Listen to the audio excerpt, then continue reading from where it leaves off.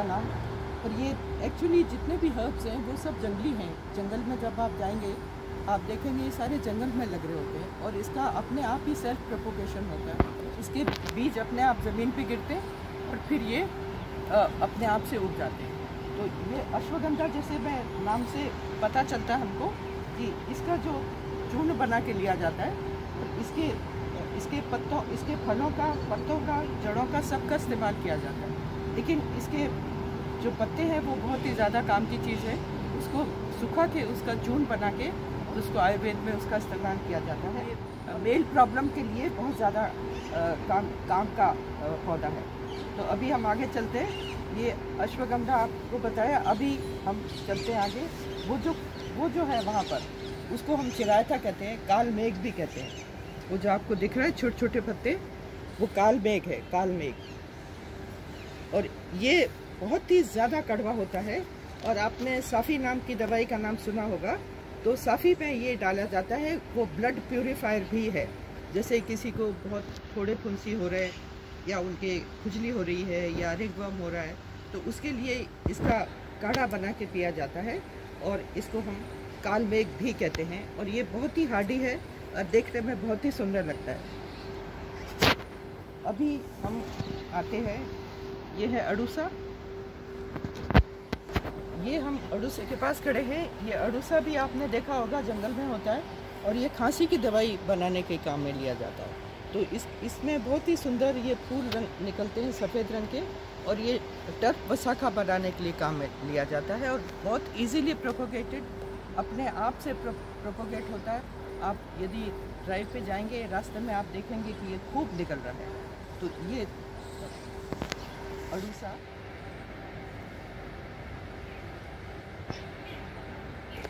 यहाँ पे मैंने लेवेंडर लगाया है।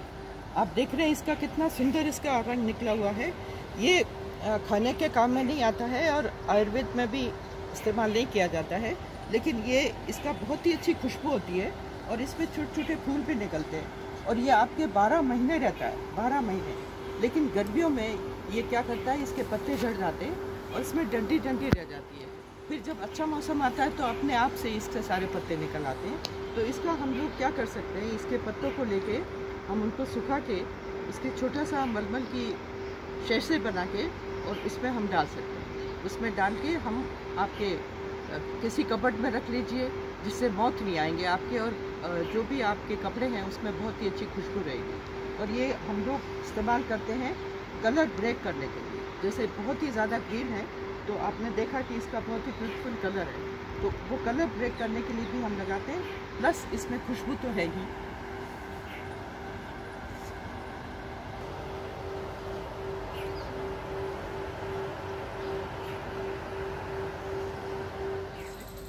और इससे फ्रेगरेंस का तो बहुत इम्पोर्टेंस है हमारी लाइफ में। और फ्रेगरेंस से हमारे माइंड रिलैक्स करता है।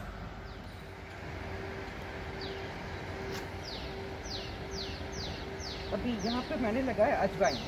ये देखिए अजवाइन की पत्तियाँ बहुत मोटी मोटी हैं और इसमें बहुत ही अच्छी अजवाइन की खुशबू है। और इसको हम खाने की चीज़ों में डालते हैं और इसमें छोटे छोटे फूल भी आते हैं। बहुत ही कम मैंने इसके बीज होते हुए देखे हैं, पर ज़्यादातर हम इसकी पत्तियों का अपने खाने में इस्तेमाल कर सकते हैं। और ये बहुत ही ईजीली ग्रोथ प्लांट है। इसकी आप डंडी काट के कहीं भी बिठा देंगे, ये खूब अच्छी तरह से फैल जाएगा। और आपने देखा है कि इतनी खुशबू मुझे यहाँ पे आ रही है, खड़े खड़े अजवाइन की खुशबू आ रही है। तो इसके बहुत सारे यूसेज हैं। खाना पकाने में तो हम डालते ही हैं अपनी सब्जियों वगैरह में। इसके अलावा इसको सुखा के हम इसकी धुनी भी बनाते हैं और इसको सुखा के हम इसका धुआं को इनहेल करते हैं, जिससे कि हमारा गला ठीक रहता है उससे। तो आजकल जैसे कोविड के टाइम में हम इसकी धुनी इस्तेमाल कर सकते हैं।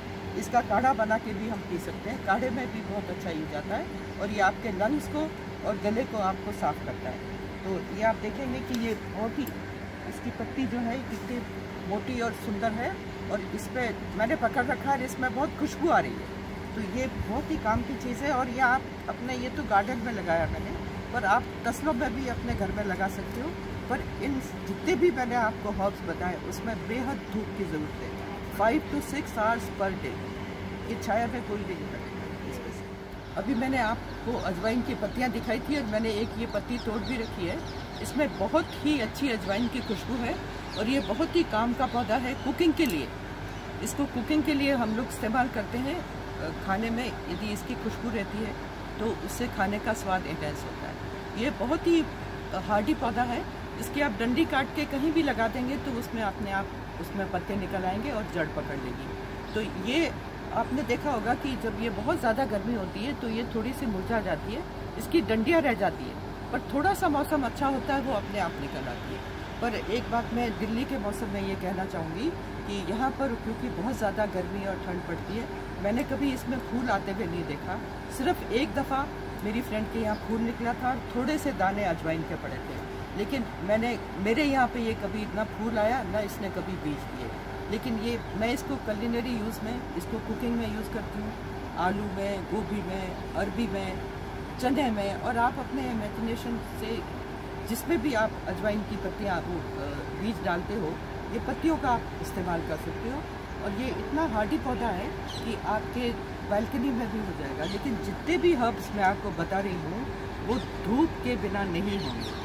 कम से कम 6 या 7 घंटे की धूप उनको चाहिए, सबको चाहिए। और जहाँ पे भी आपकी बालकनी में धूप अच्छी आ रही है वहाँ पर गमले में भी आप इन हर्ब्स को लगा सकते हैं। ये काला बासा है और ये भी आयुर्वेद के लिए काम में आता है। ये जो है आपको चौड़ी पत्ती वाला जो नज़र आ रहा है उसको पत्थर चट कहते हैं। जैसे कि नाम से ही हमको मालूम पड़ रहा है कि जब कहीं भी पथरी होती है, किडनी स्टोन्स वगैरह होते हैं, उसके लिए ये काम में लाया जाता है। अच्छा, ये यहाँ पे ये सारे मैंने भर दिए हैं। और सबसे अच्छी बात यह है कि ये अपने आप सेल्फ प्रोपोगेटेड है, इनके अपने बच्चे होते रहते हैं और वो बड़े होते रहते हैं। तो यहाँ पे मैंने लगाया है ये काला धतूरा। अब काला धतूरा में अभी फूल नहीं आ रहा, अभी इसका मौसम नहीं है, लेकिन काला धतूरे में बहुत ही सुंदर तरह का फूल आता है और ये भी आयुर्वेद के काम में लिया जाता है दवाई के रूप में। और दूसरा हम शिव जी को भी चढ़ाते हैं इसको, तो ये शिव जी का प्रिय फूल है ये धतूरा। अच्छा, ये वैसे काफ़ी पॉइजनस गिना जाता है, लेकिन दवाई में इसका काफ़ी उपयोग होने लगा। तो अब हम आगे चलेंगे। यहाँ पे ये मैंने लगा रखा है एलोवेरा।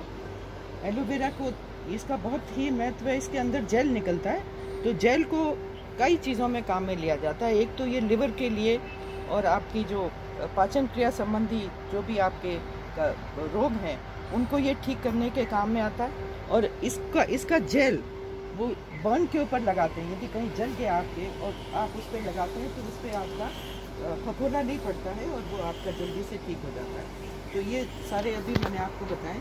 अभी हम हर्बल गार्डन में सब जगह ग्रीन ग्रीन होने के कारण मैंने इसको ब्रेक देने के लिए ये वेरीगेटेड चांदनी लगाई है। ये चांदनी बहुत ही काम की चीज़ है जब हम लैंडस्केपिंग करते हैं।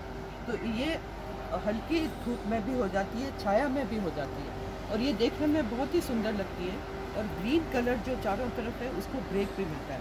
ये चांदनी को मैंने पूरे लैंडस्केपिंग में इस्तेमाल किया है और ये कलर ब्रेक करती है।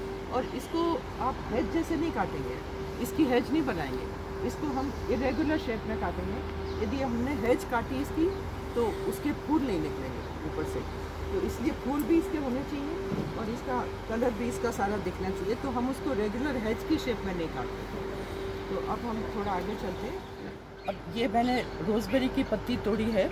इस पर आप देख सकते हैं कि इसके निडल जैसे पत्ते हैं, इसकी वजह से ये गर्मियों में बच जाता है और इसका वाटर इवेपोरेशन नहीं होता। तो ये जो पौधा मैंने आपको दिखाया था वो 4 साल पुराना है और ये बहुत हार्डी है। आप देख रहे हो कि इसके जो डंठल है बहुत ही ज़्यादा हार्डी है, बहुत हार्ड है। तो ये अपने आप को प्रोटेक्ट कर लेता है और ये सालों साल तक चलता है। यदि आप लेकिन ओवर वाटरिंग इसकी ना करें, ओवर वाटरिंग करने से ये गल जाएगा ये पौधा। अभी मैंने आपको रोज़बेरी दिखाई है। रोज़बेरी जो है वो वेस्टर्न हर्ब है, उसको कुकिंग के लिए काम में लिया जाता है। वैसे तो जितने भी हर्ब्स हैं उनकी मेडिसिनल वैल्यू तो है ही, लेकिन रोज़बेरी को हम मोस्टली वेस्टर्न खाने में यूज़ करते हैं। लेकिन आजकल मैंने देखा है कि बहुत सारे लोग इंडियन खाने में भी उसको यूज़ करने लगे। और ये ऐसा पेड़ है, ऐसा हर्ब है जो कि एनुअल नहीं है। ये मेरा आपको जो मैंने दिखाया ये 4 साल पुराना है और उसके क्योंकि यहाँ की गर्मी को ये बर्दाश्त कर लेता है, क्योंकि इसकी जो पत्तियाँ हैं वो निडल जैसी पत्तियों से के होने से उसका 45 डिग्री टेम्परेचर में इवेपरेशन नहीं होता। आप जानते ही हो कि पत्ती में इवेपरेशन होता है धूप के साथ में, तो लेकिन उसमें इवेपरेशन नहीं होता। विद द रिजल्ट इसकी नीडल जैसी पत्तियाँ इस प्लांट को सेव करती हैं और वो काफ़ी सालों तक चलता है। तो only thing is that you have it goes stagnant. कई दफ़ा ये बढ़ता नहीं है जब मौसम ठीक नहीं होता, लेकिन आप देखेंगे कि अक्टूबर में इसके नए नए पत्ते निकलते हैं और ये अक्टूबर में फिर से रिवाइव कर जाता है। लेकिन ये मरता नहीं है ये प्लांट, ये मेरे यहाँ 4 साल से लगा हुआ है।